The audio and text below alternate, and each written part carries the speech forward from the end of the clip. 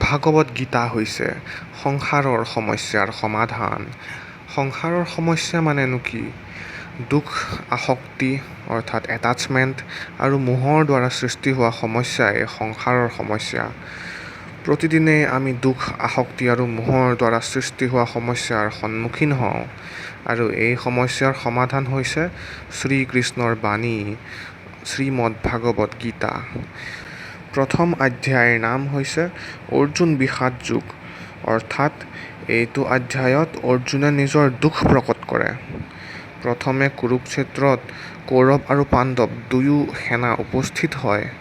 দুৰ্যোধনে পাণ্ডৱ সৈন্যক নিৰীক্ষণ কৰি দ্ৰোণাচাৰ্যক কিছু বিৱৰণ কয়। তাৰ পিছতেই ভীষ্মই নিজৰ শংখ বজাবলৈ লয় আৰু ভীষ্মৰ পিছতেই সকলো কৌৰৱ সৈন্য আৰু পাণ্ডৱ সৈন্যইও শংখ বজায়।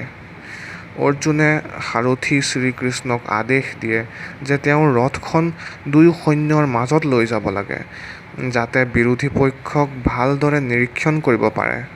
কৃষ্ণই অৰ্জুনৰ ৰথ ভীষ্ম আৰু দ্ৰোণাচাৰ্যৰ ৰথৰ আগফালে লৈ যায়। ভীষ্ম আৰু দ্ৰোণাচাৰ্যক দেখি অৰ্জুন আৱেগিক অৰ্থাৎ ইম'চনেল হৈ উঠে। অৰ্জুনে আৱেগত কয় যে নিজৰ গুৰু, ককা, খুৰা, ভাইসকলক কেনেদৰে সি বধ কৰিব পাৰিব। এনেদৰেই অৰ্জুন মোহগ্ৰস্ত হৈ যায় আৰু মোহগ্ৰস্ত হ'লে বুদ্ধিও ভ্ৰষ্ট হয়। সেয়ে অৰ্জুনে নিজৰ ভিত্তিহীন কথাক শুদ্ধ দেখুৱাবলৈ শাস্ত্ৰৰ ৰেফাৰেন্সো দিয়ে। অৰ্জুনে ভাবে যে যুদ্ধ এৰি গুচি যোৱাটোৱে শুদ্ধ, কিন্তু তেওঁ এই সময়ত সেইটোও কৰিব নোৱাৰে।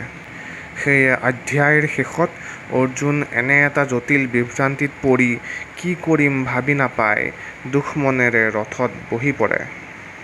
ধন্যবাদ।